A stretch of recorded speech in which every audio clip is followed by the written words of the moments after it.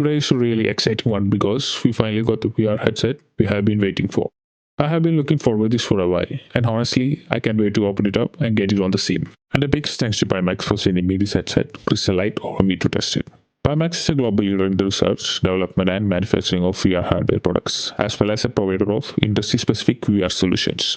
For years, Pimax has worked closely with leading simulation developers and is officially recognized as one of preferred headset titles such as Microsoft Flight Simulator, DCS World, iRacing, Limats, and so on. Alright, let's start with the box. Inside, you get the headset itself, the headset setup, and the basic things you need started. Next up are the controllers. They feel solid in the hand. The buttons and triggers have a nice tactile response. Another item is the power adapter. They have included a universal power plug that works with different socket types, so you don't need any extra converters. For street position, it feels solid. This does not feel like some lightweight toy headset. It feels like proper PCVR hardware. The front design looks clean and premium. When you hold it, yeah, you feel the weight. But honestly, with VR, there is a question how it feels when it's on your head, not in your hands. Crystal Light features 2880 by 2880 on each screen, giving very sharp detailed visuals for PCVR gaming and simulation. It also offers QLED panels with optional mini LED local dimming, boosting contrast and color vibrancy. To install this headset, you also need Pimax Play, which you can find on the official website. Download and install it. Then plug the headset directly into your GPU using DisplayPort cable. In Pimax Play, you can follow the settings shown here. But before that, you also need to update the firmware. Here I am using RTX 5080, so this resolution is set to according to the GPU power and optimized for maximum clarity. But you may need to lower the resolution depending on your PC performance. Everything else is disabled as shown in this video. The in-app FSR works pretty well in my opinion, so I recommend enabling it if possible. In SteamVR, follow the settings shown below. But as I mentioned before, make sure to lower the resolution depending on your hardware. For F125, I have optimized the settings for better visuals while keeping a balanced FPS.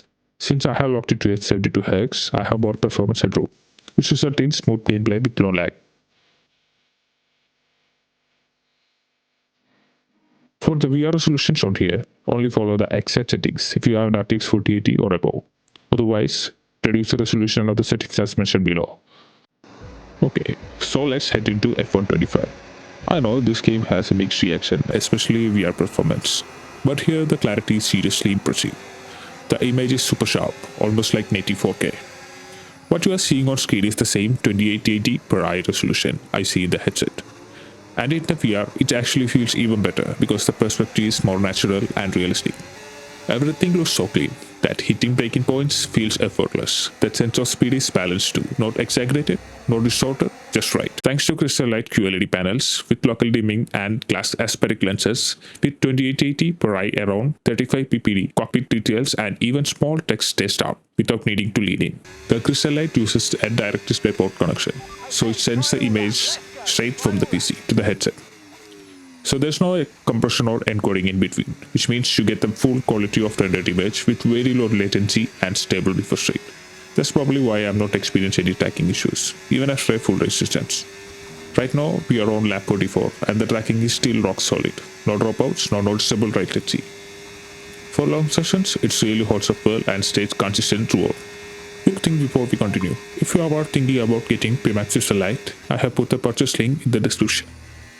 I also have an affiliated code for you guys, which will give you money off if you decide to buy it. Okay, I'm going to stop talking for a moment and let the gameplay speak for itself.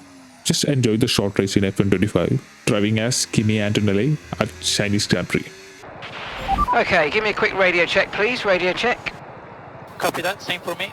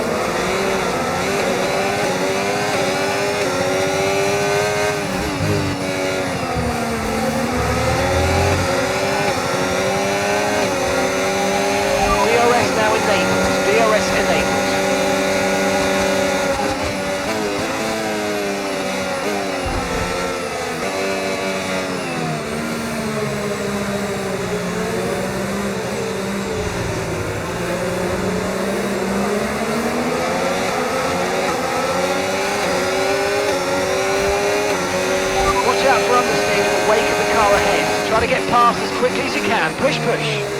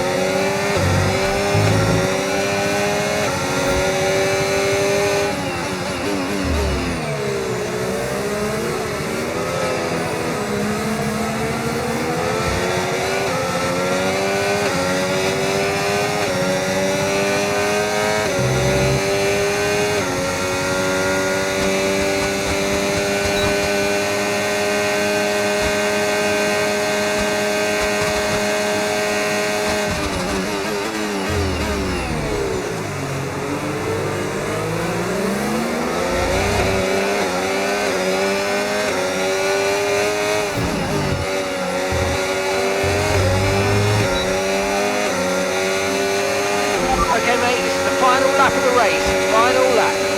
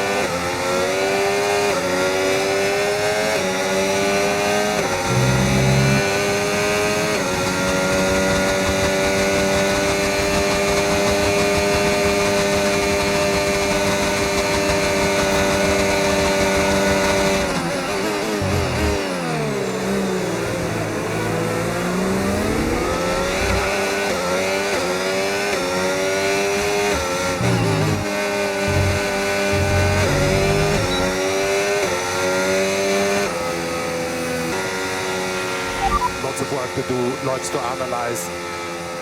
After using it in fast racing games, I'd say the main strengths are the sharp image, the strong sense of depth, and how immersive the cockpit feels.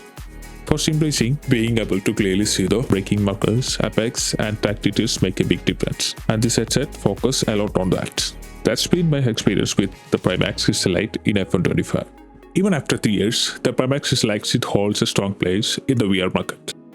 If you are serious about VR sim racing, care about sharp visuals and immersion, and have a solid PC setup like RTX 3070 or higher, it's really an interesting option, especially if you are on a tight budget. The model I just costs $899 and you can use my code for a bit of extra savings.